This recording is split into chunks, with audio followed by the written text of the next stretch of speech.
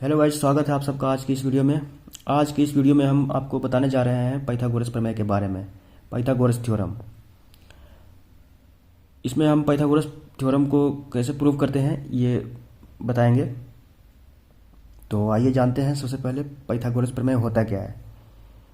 तो पाइथागोरस प्रमेय एक समकोण त्रिभुज में कर्ण का वर्ग शेष दो भुजाओं के वर्गों के योग के बराबर होता है।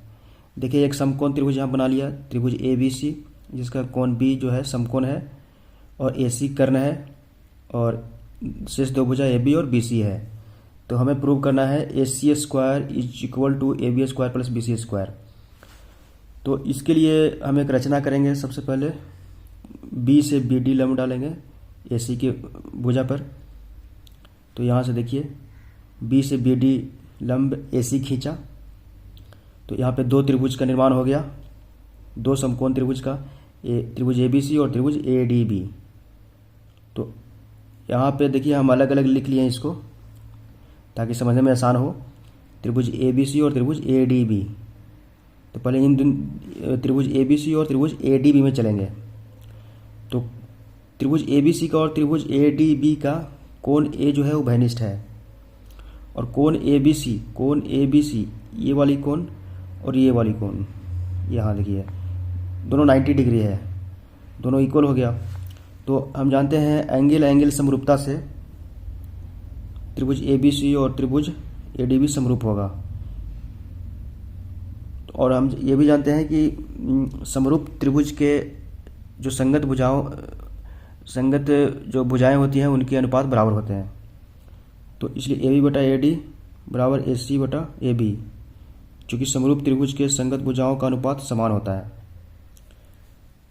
अब इसको हमने गुना कर दिया क्रॉस मल्टीप्लिकेशन से, तो A B square is equal to A D into A C हो गया। इसको समीकरण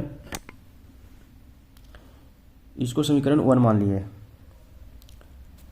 अब चलते हैं त्रिभुज ए बी सी और त्रिभुज बी डी सी में।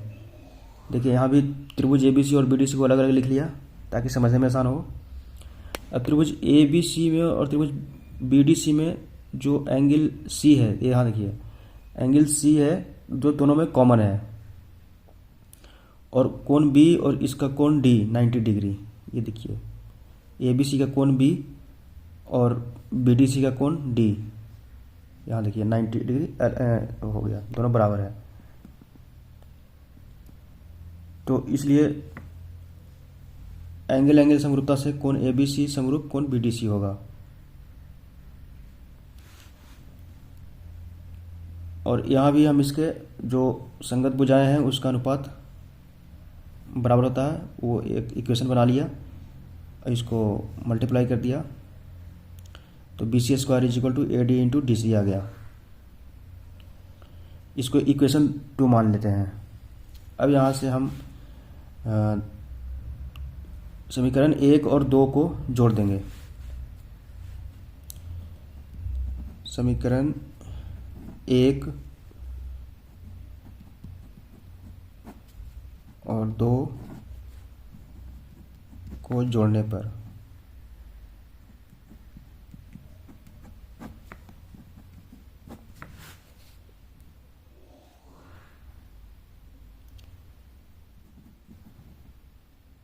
ए B square plus B C square बराबर A D into A C plus A C into D C.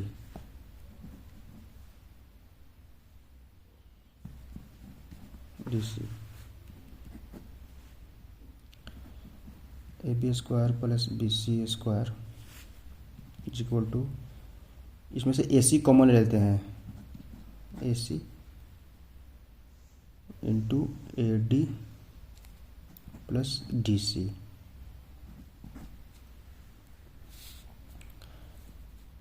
अब देखिए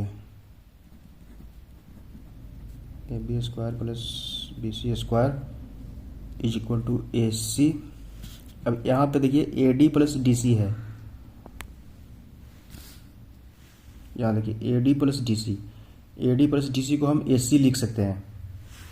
तो इसलिए A D plus D C को हम ए सी लिख दिया, और यहाँ पे दोनों ए सी इंटू ए सी हो गया, तो इसको ए सी स्क्वायर लिख सकते हैं। इस प्रकार इसको A C square is equal to A B square plus B C square लिख सकते हैं।